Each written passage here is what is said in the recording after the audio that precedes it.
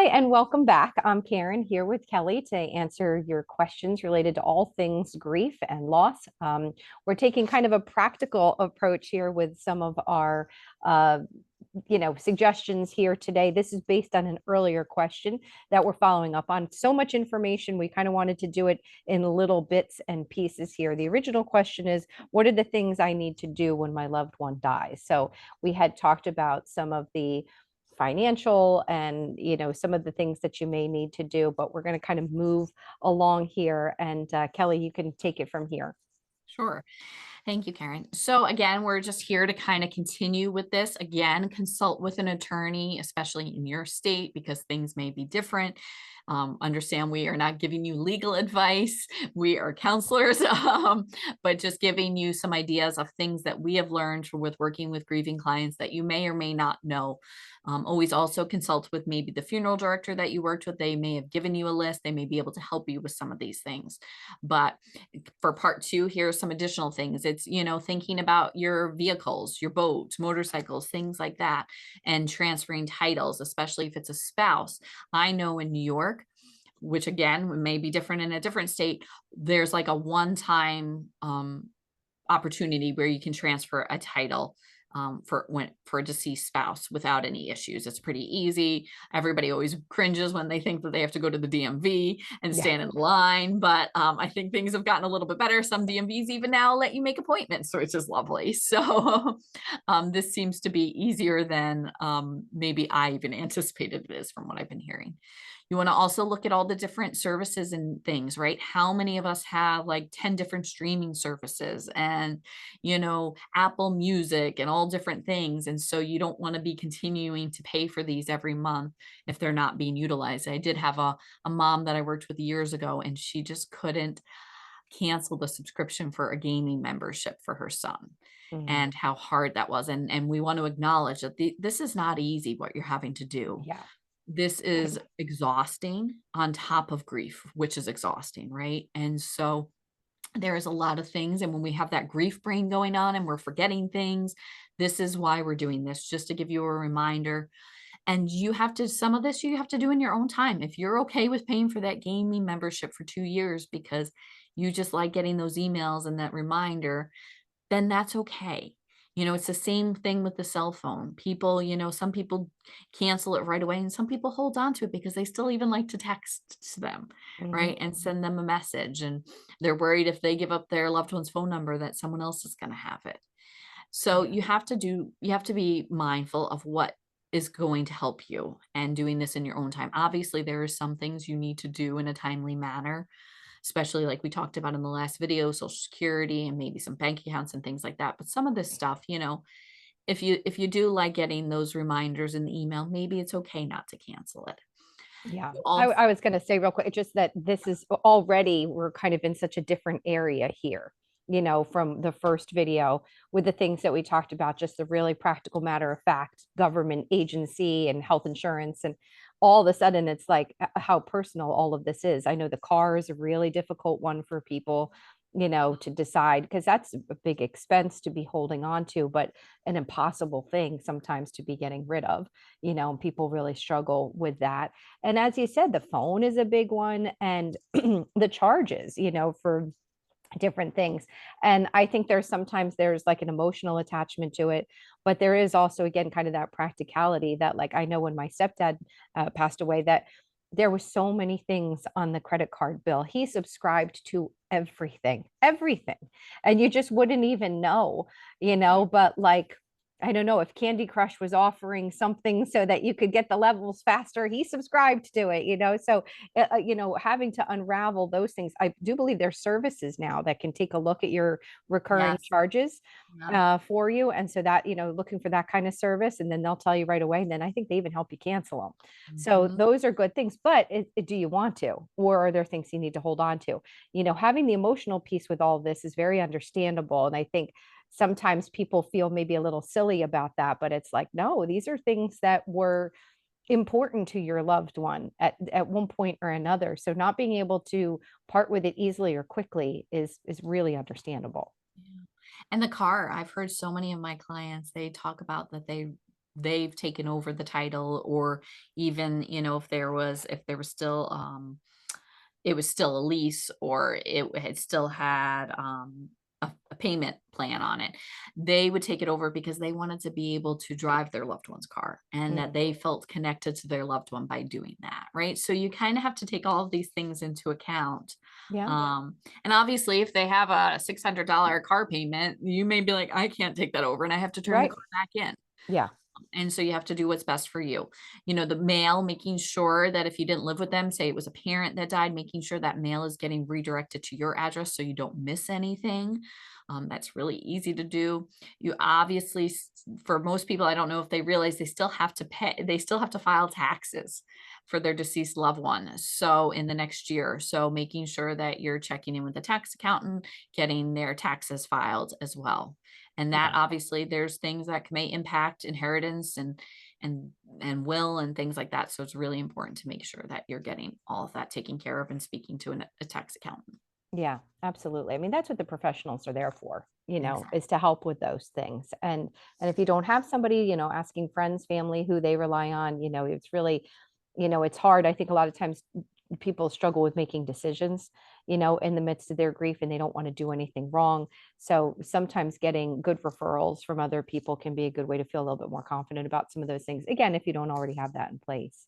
Yeah, exactly. Yeah. So again, we talked about, I think in the first video was, turning in the passport, but you Mhm. also have to cancel their driver's license again to prevent that identity theft. And the contact the credit bureau. So I've heard mixed things on this. I've heard that Social Security does that. One lawyer told one of my clients, no, you don't need to do that. Meanwhile, I've had other clients that have been a victim of identity theft after their spouse died, and they credit cards were opened up in their name. Mm, And so you want to make sure that you're monitoring that. If you contact one credit bureau, they'll contact the other two. And then that way nobody can open up new credit in your loved one's name. okay. It happens really fast. One of my clients, it was within a month of their spouse's death that this happened, that these new credit cards were open. So we're just trying to be mindful, making sure to, I know it's a lot of work, but also it's gonna be a lot of work if there's additional identity Yeah. theft as well. So, Yeah. Yeah. Absolutely. closing email accounts, Venmo accounts, these things that we use all the time that you may forget about need to be taken care of. Maybe you keep the email up for as long as you can, to make sure that you're getting any bills or invoices coming through there. Obviously, if you don't have passwords for your loved one, it makes things way more complicated. Apple phones are really hard to get into if you don't know their password. Yeah. And I've had people send it to, some hackers to try to get into these phones. And then sometimes if it depends, if you have to remember that sometimes some of these things aren't returned to you right away, especially if it was a traumatic death or sudden death. Sometimes if there's police involvement, they'll keep a cell phone for a few years. So that can be challenging as well. I just heard somebody, it was like 4 years later, they finally got the phone back. Wow. So, all of these things can be added stress for sure. And so the Facebook account, right? I've heard something really awesome the other day, that there's a company that once you've memorialized a page, they will make a scrapbook out of all of your loved one's posts Oh, what a good idea. and pictures, right? Because how much all of our stuff is on our phones, right? All of Yeah. our pictures. We don't print things out. I love when I do a grief group in person and I'm like, oh, can you bring a picture? And everybody's like, here's my phone. I have that on Zoom and people are trying to hold it up, for everybody to see. Exactly, exactly. Yeah. So, that I thought was a really cool service, that you can Oh, get that's those a great pictures idea. Yeah. downloaded. Because also, depending on what happens with the Facebook account, I'm not sure if this is still happening, but if they recognize that someone's deceased, they can shut that page completely down. Mm, And so you might lose out on pictures and things that you really want to have. There's so much that, I always say to my clients, make sure you save these pictures, you save voicemails, you save text messages, back them up again and again, put them on a flash drive in a safe somewhere, have them on a cloud somewhere, but making sure. I just had a client, she somehow shared a voicemail with her parent, and he deleted all the voicemails oh, of her mom.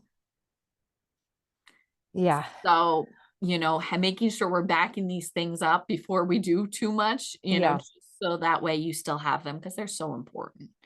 Um, Yeah, and there are tech people that can help with that. Like even if you are closing a phone, there may be a way that if you go into your carrier that, because they're able to get into that and they can back up, lots of different things. So even if you haven't been doing it up to this point before you close a few things down, and that's just such a big part of this is getting help, getting help, getting help. But we'll talk about that again a little bit more later.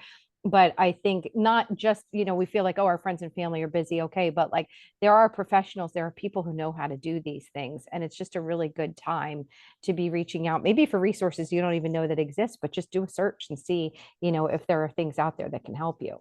Absolutely. Yep. Yeah. Yeah. Okay. So, So, yeah. there's other things you have to think about. And I just have a client going through probate because of firearms. Mhm. So, and I'm in New York, so again, it could be state dependent, but there is certain kinds of firearms that you can just transfer and they're okay, but then pistols you cannot, right? So you have to have a pistol permit in New York. You have to be able to transfer to somebody else with a pistol permit. There's a lot of steps that can happen. So these are things that you wouldn't even think like, oh, great, we got everything in process, and now you have to go to probate because of guns. Mm. Yeah. Like, Yeah.